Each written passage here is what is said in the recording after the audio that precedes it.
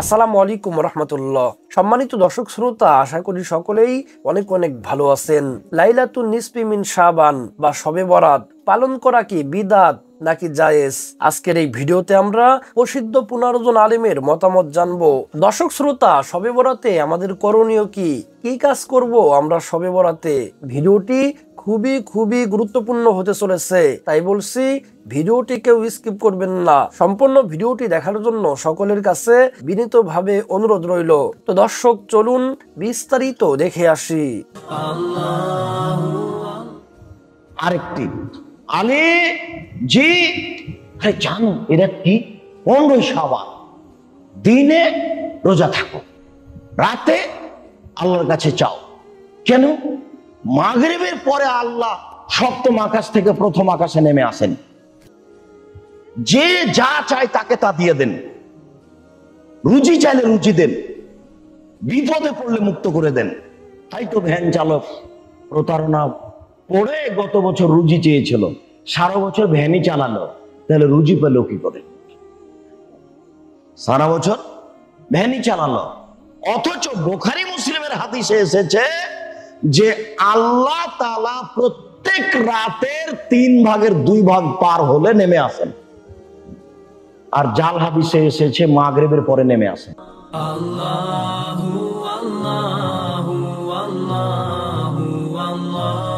রাসূল সাল্লাল্লাহু আলাইহি সাল্লামের জীবনে 23 বছর নবুয়তি জীবন গেছে। 23 বছরের ভিতরে একটা শবে বরাত তিনি সাহাবীদেরকে নিয়ে এরকম মসজিদে ইজতেমাই ইবাদত করেন। আমাদের দেশে এটা চালু হয়েছে, আমরা করছি। এখন রাসূল সাল্লাল্লাহু আলাইহি সাল্লাম এই রাত্রিতে ইবাদত স্পেশালি করেন নাই, কিন্তু আমাদের দেশে সবাই এটাকে স্পেশাল ইবাদত বানায় ফেলছে। এটা সুন্নাহর বাইরে চলে যাচ্ছে আমরা। এই জন্য আমি মনে করি শবে বরাতে যখন মানুষ ইবাদত কেউ করতে চায়, অন্য রাত্রিতে যেমন নফল ইবাদত করে ঠিক একই রকম করবে, এবং ওই রাত্রিতে স্পেশাল কোন ইবাদত আছে এটা মনে করলে সে সুন্নাহর সীমা থেকে বেরিয়ে যাবে।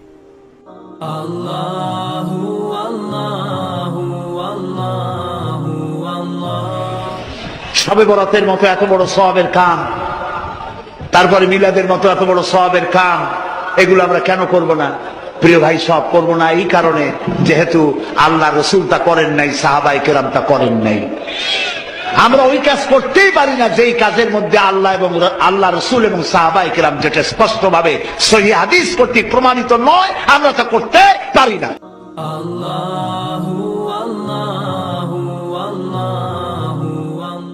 বিশ্বনবী সাল্লাল্লাহু আলাইহি ওয়াসাল্লাম যা দিয়েছেন সেটাকে তোমরা ধরো, যা তিনি দেননি সেটা করার ক্ষমতা সারা পৃথিবীতে কাউকে দেওয়া হয়নি। রাসূল সাল্লাল্লাহু আলাইহি ওয়াসাল্লাম যেটা করেছেন সেটা ইবাদত, যেটা তিনি করেননি সেটা ইবাদত না। রাসূল সাল্লাল্লাহু আলাইহি ওয়াসাল্লামের মাধ্যমে আল্লাহ রাব্বুল আলামিন ইবাদতের সবগুলো নমুনা দিয়েছেন। ইসলামে কোন রাতকে উদযাপন করার কোন সিস্টেম নেই। রাসূল সাল্লাল্লাহু আলাইহি ওয়াসাল্লাম জীবনে কোন একটি রাতকে উদযাপন করেন নাই, এবং সাহাবায়ে কেরাম রিদওয়ানুল্লাহি আলাইহিম আজমাইন 4 ইমাম সহ কেউই করেন নেই। এখন আমাদের দেশে বিভিন্ন জায়গাতে, পাকিস্তান, ইরান, তারপরে ইরাকের কিছু অংশ, মিশর, তুর্কি, ইন্ডিয়া, বাংলাদেশ, এখানে শবে বরাত নামে একটি রাতকে উদযাপন করা হয়, যেটা বিশ্বনবী সাল্লাল্লাহু আলাইহি ওয়াসাল্লামের পক্ষ থেকে কোনো দলিল পাওয়া যায় না। আয়েশা সিদ্দিকা রাদিয়াল্লাহু আনহা বর্ণনায় বিশ্বনবী সাল্লাল্লাহু আলাইহি ওয়াসাল্লাম কবর জিয়ারত করেছিলেন বাকিতে। এখানে রাসূল সাল্লাল্লাহু আলাইহি ওয়াসাল্লাম একবারই জিয়ারত করেছেন, জীবনের কোন সময় তিনি বলেন নাই সাহাবায়ে কেরামকে অথবা মা আয়েশা সিদ্দিকা রাদিয়াল্লাহু আনহাকে যে এই রাতটি খুব মুবারক, তোমাদেরকেও যাওয়ার জন্য আমি প্রেসক্রাইব করছি।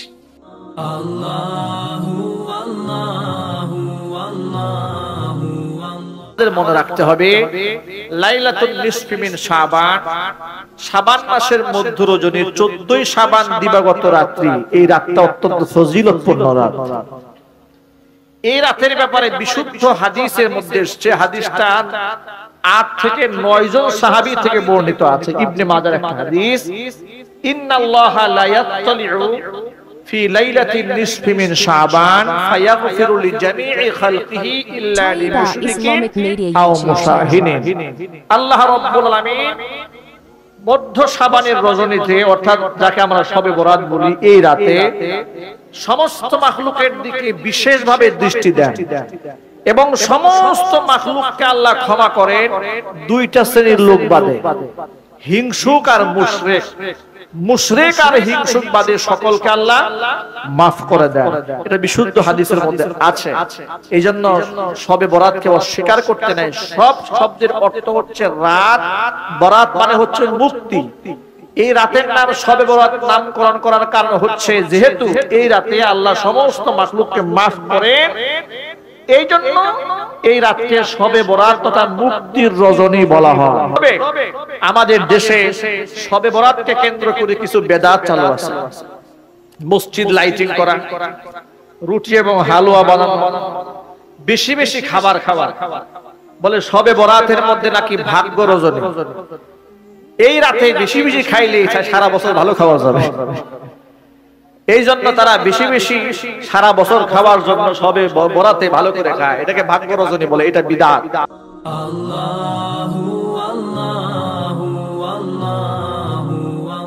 লাইলাতুন নিসফি মিন শাবান, এটা কি আছে? আরো একটি হাদিস, বিশ্বনবী রাহমাতুল লিল আলামিন বলছেন, এটাও সহিহ হাদিস, এই রজনীতে আল্লাহ রাব্বুল আলামিনের কাছে যে সমস্ত গুনাহগার বান্দারা মাফ চান, সবাইকে আল্লাহ রাব্বুল আলামিন মাফ করে দেন, দুই শ্রেণীর মানুষ ছাড়া। এক নম্বরে হচ্ছে মুশরিক আর দুই নম্বরে হচ্ছে মুশাহিন।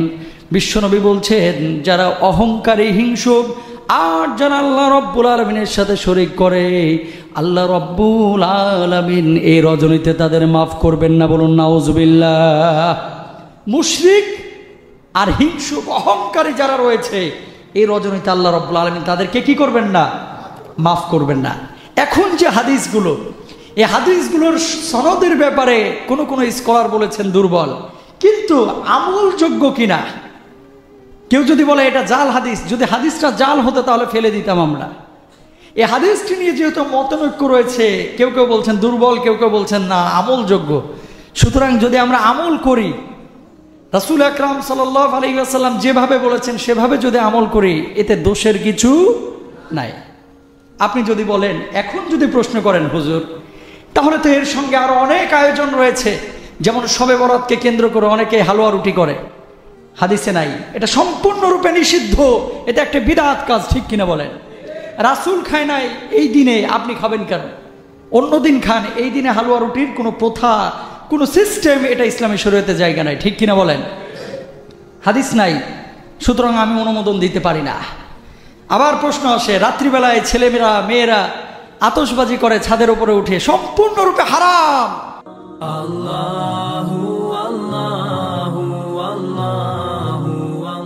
মধ্য শাবানের পবিত্র রজনীটা সারা বছর যারা ইবাদত করে তাদের জন্য এই রাত্রিটা সৌভাগ্যের। এই রাত্রিতে ইবাদত করবে, আল্লাহ অবশ্যই অনেক কিছু দিতে পারেন, কিন্তু এটাকে সৌভাগ্য রজনী মনে করা, এটা বল কন্টিনিউ যারা করেছে তাদের জন্য বোনাস হতে পারে।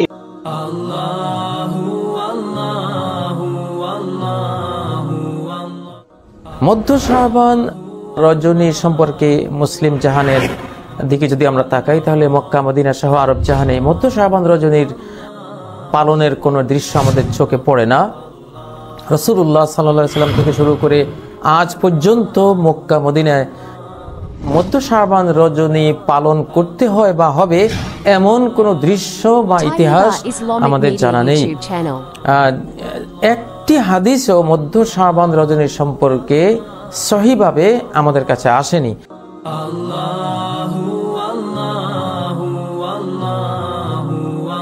এরপরে আরেকটা হাদিসের মধ্যে এসেছে, যেই হাদিসের মধ্যে বলা হচ্ছে, রাসূলুল্লাহ সাল্লাল্লাহু আলাইহি ওয়াসাল্লাম বলছেন, ইন্নাল্লাহা লা ইয়াত্তালিউ ফি লাইলাতুন নিসফি মিন শাবান ফায়াগফিরু লিজামিই খালকিহি ইল্লা লিমুশরিকিন আও মুশাহিন। এই একটা হাদিস, যেই হাদিসটা গ্রহণযোগ্য সনদে, অন্যান্য অনেক হাদিসের সাপোর্টে, যেই হাদিসটাকে নিসফুম মিনাশ শাবানের একটা গ্রহণযোগ্য মর্যাদার হাদিস বলা হয়েছে। আমাদের অনেকে আছে বলতে বলতে বাড়াবাড়ি করতে করতে আমরা এমনভাবে বলে দেই যে আরে কিসের লাইলাতুল বরাত, কিসের লাইলাতুল বরাত, কিসের শবে বরাত, এগুলো কিচ্ছু নেই। এইভাবে বলা যাবে না ভাই। আপনার কথা এক সেন্সে ঠিক আছে, লাইলাতুল বরাত বলে কিছু নাই, তো আপনাকে উনি যদি বলে কিসের নামাজ, নামাজ বলে কিচ্ছু নাই, রোজা বলে কিচ্ছু নাই, কথা কি ভুল? কথা তো ঠিক। হাদিসের মধ্যে সালাত এসেছে, হাদিসের মধ্যে সিয়াম এসেছে, তাহলে তো নামাজ রোজাও নেই। ভেঙে বুঝিয়ে দিতে হবে যে শবে বরাত মানে এই, শবে বরাত বলতে আপনি যেটা বুঝাচ্ছেন সেটা লাইলাতুন নিসফি মিনাশ শাবান, তার একটা মর্যাদা সহিহ সুন্নাহর আলোকে প্রমাণিত। কি সেইটার মর্যাদা হচ্ছে আল্লাহ রাসূল সাল্লাল্লাহু আলাইহি ওয়াসাল্লাম বলছেন, নিশ্চয় আল্লাহ রাব্বুল আলামিন নিসফি মিনাশ শাবানে প্রথম আসমানে নেমে আসেন, আসার পরে দুনিয়ার যত বান্দা আছে আল্লাহ রাব্বুল আলামিন সবাইকে মাফ করে দেন। সুবহানাল্লাহ বলবেন না? কি আমল করলে মাফ করেন? যারা সারা রাত 100 রাকাত নামাজ প্রতি রাকাতে 12 বার কুল হু আল্লাহ করে দিয়ে পড়তে পারবে, কি বলেন? আর একদিনে রোজা রাখবে, অনেক বেশি রোজা রাখবে, এরকম বিষয়। সারা রাত্রে মসজিদে এসে ব্যাপক মিলাদ মাহফিল কায়েম করে বিরিয়ানি দিয়ে যেই মসজিদের তাবারুক হবে, ওই মুসল্লিদেরকে আল্লাহ মাফ করবেন। জি না ভাই, রাসূল সাল্লাল্লাহু আলাইহি ওয়াসাল্লাম এরকম কোন আমলের কথা সুন্নাহ দ্বারা আমাদের কাছে আসে নাই। রাসূলুল্লাহ সাল্লাল্লাহু আলাইহি ওয়াসাল্লাম বলছেন যে তোমাদেরকে আল্লাহ রাব্বুল আমিন নিসফু মিনাশ শাবান একটা মহিমান্বিত রাত, আল্লাহ রাব্বুল আমিন তোমাদেরকে মাফ করবেন, তার জন্য 2টা আমল তোমাদেরকে করতে হবে। 2টা খুবই সাংঘাতিক আমল। 1 নম্বর হচ্ছে তোমাদেরকে শিরিক মুক্ত ইমানদার হতে হবে, আর 2 নম্বর বিদ্বেষ মুক্ত হৃদয়ের অধিকারী হতে হবে। সুবহানাল্লাহ বিহামদি।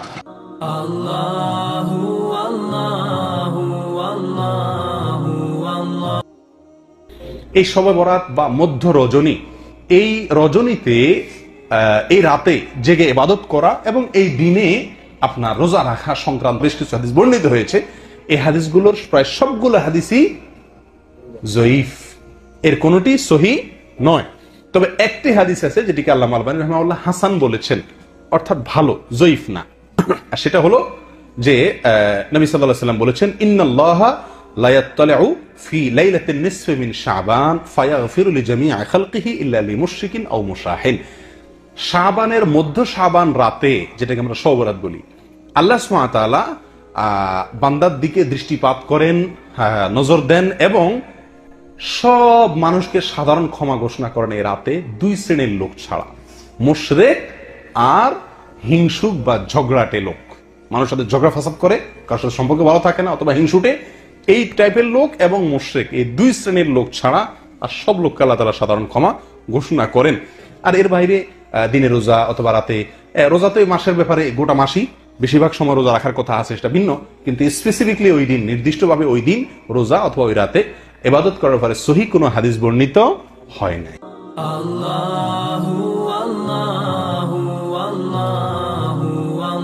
আমি এই যে 63 বছর নবীজির জীবনের ভেতরে 23 বছর নবুয়তের জিন্দেগি আপনি পড়ে দেখেন, আর রাহিকুল মাখতুম, নবী রহমত, মানবতার বন্ধু মুহাম্মদুর রাসূলুল্লাহ, এরকম 13টা গ্রন্থ আছে, আমি পুরা সব পড়ে দেখেছি।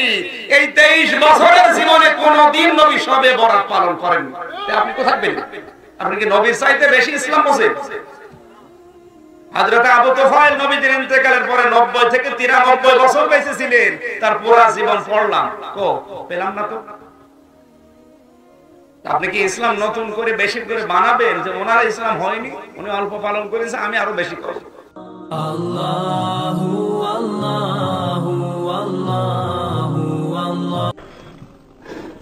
जो बहन ने सवाल किया कि कई रातें हम हमारे माशरे में बनाते, लेकिन जो कुरान मजीद में जिसका जिक्र है वो लैलतुल कद्र, उसका एक सूरा भी है और ये थाउजेंड्स ऑफ हजारों रातों के मुकाबले में है, सिर्फ एक ही रात का जिक्र है।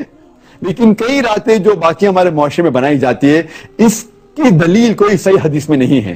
जो दलील सिर्फ हमें मिलती है वो है खुसूसन लैलतुल कद्र के बारे में।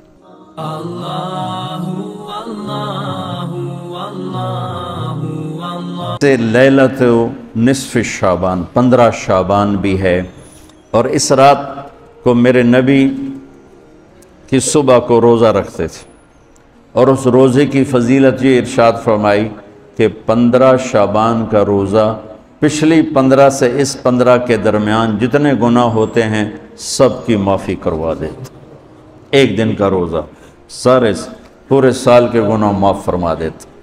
दूसरा 15 शाबान में अल्लाह के यहाँ तो सब कुछ मौजूद है, लिखा हुआ है, लेकिन जैसे गवर्नमेंट बजट पेश करती ना पूरे साल में, ये होगा, ये होगा, ये होगा, ये होगा, चीज़ों के रेट और बाकी सारी चीज़ों का ऐलान होता है, इसी तरह मेरा अल्लाह इस रात पूरे साल का ऐलान फरमाता है। तो ये नफ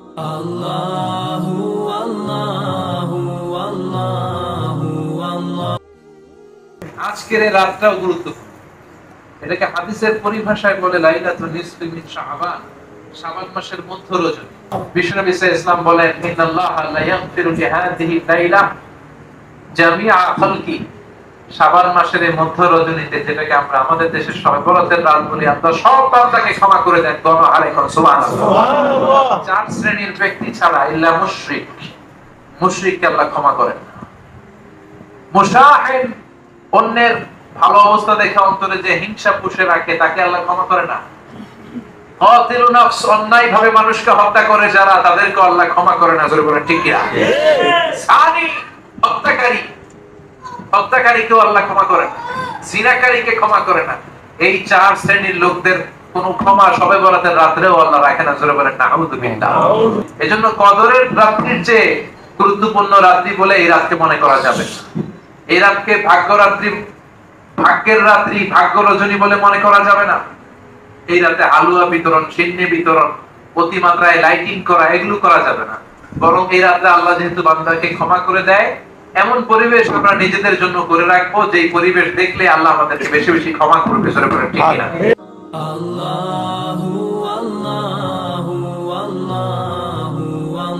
যখনই আমি বলবো শবে বরাত, তখন আমাদের ভিতরে একটা নির্ধারিত কনসেপশন তৈরি হয়, এটা ভাগ্য রজনী,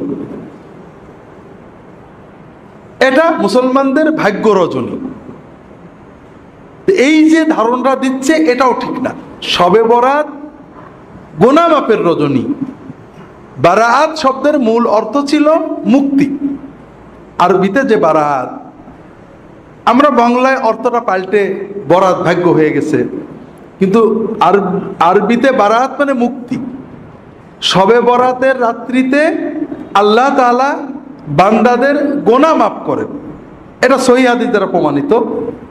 কিন্তু এই রাত্রিতে আল্লাহ ভাগ্য দেন, ভাগ্য লেখেন, এটা কোনো হাদিস নেই, কোনো কোরআন নেই। এ মর্মে যত হাদিস আছে সবগুলোই জাল হাদিস। তাফসীরে দু একটা কথা বলা হয়েছে, কোনো তাফসীর কারক সমর্থন করেননি। শবে বরাতের রাত্রিতে, অর্থাৎ আবারও বলছি, শবে বরাত বলছি, আপনারা রাগ করেন না, নিসফে শাবানের রাত্রিতে, মধ্য শাবানের রাত্রিতে আল্লাহ তাআলা বান্দাদের গুনাহ মাফ করেন, এটা সহিহ হাদিস। ইন্নাল্লাহা লা ইয়াত্তালিউ ফি লাইলাতিন নিসফি মিন শাবান ইলা ইবাদিহি ফায়াগফিরু লিজামিআ খালকিহি ইল্লা লিমুশরিকিন আও মুশাহিন। আল্লাহ তাআলা মধ্য শাবানের রাত্রিতে তার বান্দাদের দিকে দৃষ্টিপাত করেন। আল্লাহ মধ্য শাবানের রাত্রিতে তার বান্দাদের দিকে দৃষ্টিপাত করেন, তখন তিনি দুই শ্রেণীর মানুষ ছাড়া সকল শ্রেণীর সৃষ্টিকে মাফ করে দেন। যাদের ভিতরে শিরক আছে এবং যাদের ভিতরে হিংসা আছে, এই হিংসা এবং শিরক যাদের আছে তাদের ছাড়া বাকি সকল মানুষকে আল্লাহ মাফ করে দেন। তাহলে শবে বরাত হলো একটা কমন বোনাস। আপনি যদি এই রাত্রিতে ঘুমিয়ে থাকেন, জেগে থাকেন, কিন্তু আপনার অন্তরে শিরক নেই, আপনার অন্তরে হিংসা বিদ্বেষ নেই, ইনশাআল্লাহ আপনার নসিবে এই আল্লাহর বোনাসটা এসে যাবে, আপনার অ্যাকাউন্টে আপনার বোনাস জমা হয়ে যাবে। কথা কি বুঝতে পেরেছেন? এখন দ্বিতীয় বিষয় হলো আমরা কি করব, আমরা আমল করব কিনা। আমল না করলে, ঘুমিয়ে থাকলেও আপনি বোনাস পাবেন না। এ ব্যাপারে সহিহ হাদিস পাওয়া যায় না, কিছু জয়ীফ হাদিস আছে। দুটো আমল পাওয়া যায় জয়ীফ হাদিস দ্বারা, বা তিনটে আমল পাওয়া যায়। একটা হলো কবর জিয়ারত, আর একটা হলো দোয়া, আর একটা হলো সালাত। এই বিষয়ে যতগুলো হাদিস আছে সবই জয়ীফ। তবে যেহেতু এই রাত্রের ফজিলত সহিহ, এই রাত্রে কেউ যদি অন্যান্য রাতেও তাহাজ্জুদ পড়ে, এই রাত্রে একটু কিছু বেশি পড়েছে, অন্যান্য রাত্রেও দোয়া করে, এই রাত্রে বেশি করেছে, এটা অনেক আলেমই মুস্তাহাব, জায়েজ, বৈধ, সুন্নতের ভিতরে থাকবে বলে মত প্রকাশ করেছেন। আমরাও মনে করি যদি কেউ ব্যক্তিগতভাবে এই রাত্রিতে দোয়া করেন, এই রাত্রিতে আল্লাহর কাছে দোয়া করেন বা সাধারণ তাহাজ্জুদ পড়েন, কিয়ামুল লাইল করেন, এটা নাজায়েজ হবে না, ইনশাআল্লাহ বিদআত হবে না। তিনটে কারণে। একটা হলো সুন্নত দ্বারা ফজিলত প্রমাণিত। এখানে জয়ীফ হাদিস দিয়ে কেউ আমল করলে এটা সরাসরি বেদাত বলা ঠিক না। তাবেঈদের যুগ থেকে কোন কোন তাবেঈ এই রাত্রে ইবাদত করেছেন। তবে এই রাত্রিতে ইবাদত মসজিদে যেয়ে করা, সমবেত করা, এটা সকল ইমাম হানাফি, শাফিঈ, মালিকি, হাম্বলি সবাই বেদাত বলেছেন, মাকরু বলেছেন। এটা নিয়ে কোনো মতভেদ নেই। এই রাত্রি ইবাদতের জন্য মসজিদে যাওয়া, দলবদ্ধ হওয়া, সুন্নত ইবাদতও দলবদ্ধ হয়ে করা, এটা বেদাত বলা হয়েছে এবং মাকরু বলা হয়েছে। হানাফি ফিকহের সব কিতাবই পাবে। তৃতীয় হলো এই রাত্রিতে ভাগ্য লেখা হয়, এই মর্মে যত কথা আছে সবই জাল কথা। চতুর্থ হলো এই রাতের পরের দিনে রোজা রাখা। আমাদের সমাজে প্রচলন আছে এই লাইলাতুন নিসফে মিন শাবানের পরের দিনে রোজা রাখার ব্যাপারে দুটো হাদিস আছে, দুটোই জাল পর্যায়ে। তবে শবে বরাতে রাসূলুল্লাহ বেশি রোজা রাখতেন, 1 তারিখ থেকে 15 তারিখ পর্যন্ত রোজা রাখতেন। আর 13, 14, 15 রোজা রাখা তো নিয়মিতই সুন্নত। কাজেই যারা রোজা রাখতে চান 13, 14, 15 রাখবেন, সব মাসেই রাখার চেষ্টা করবেন। শাবানে যেহেতু রাসূলুল্লাহ বেশি রাখতেন, আপনারা রাখতে পারেন।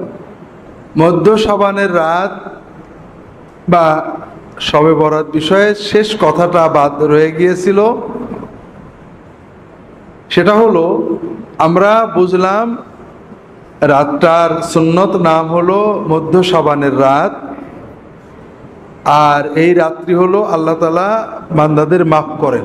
এই রাত্রিতে নেক আমল করার ব্যাপারে কোনো সহিহ হাদিস পাওয়া যায় না। আল্লাহর মাগফিরাতের সহিহ হাদিস আছে, তবে দোয়া করা, সালাত আদায় করা, কবর জিয়ারত করা, এ সকল বিষয়ে জয়ীফ হাদিস আছে। কেউ যদি এগুলো ব্যক্তিগত আমল করেন এটা সুন্নাহ বিরোধী নয়। তবে এই রাত্রিতে রুটি খাওয়া, উৎসব করা, বাতি জ্বালানো, এরপরে মসজিদে সমবেত হয়ে ইবাদত বন্দেগী করা, এগুলো বিদআত। এবং প্রায় ফিকহের সকল কিতাবে, হানাফি মাযহাব, শাফিঈ মাযহাব, বিভিন্ন কিতাবে বারবারই এই ধরনের কাজগুলোকে বিদআত বা মাকরু লেখা হয়েছে, মাকরু তাহরিমি লেখা হয়েছে। সম্মানিত দর্শক শ্রোতা, আশা করি পুরো ভিডিওটি দেখেছেন এবং শবে বরাত সম্পর্কে অনেক কিছু জানতে পেরেছেন।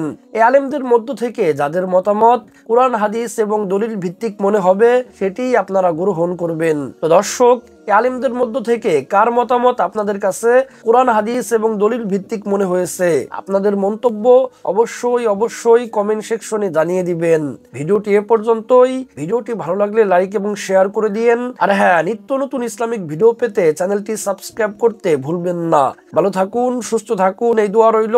বেঁচে থাকলে দেখা হবে পরের ভিডিওতে। আল্লাহ হাফেজ।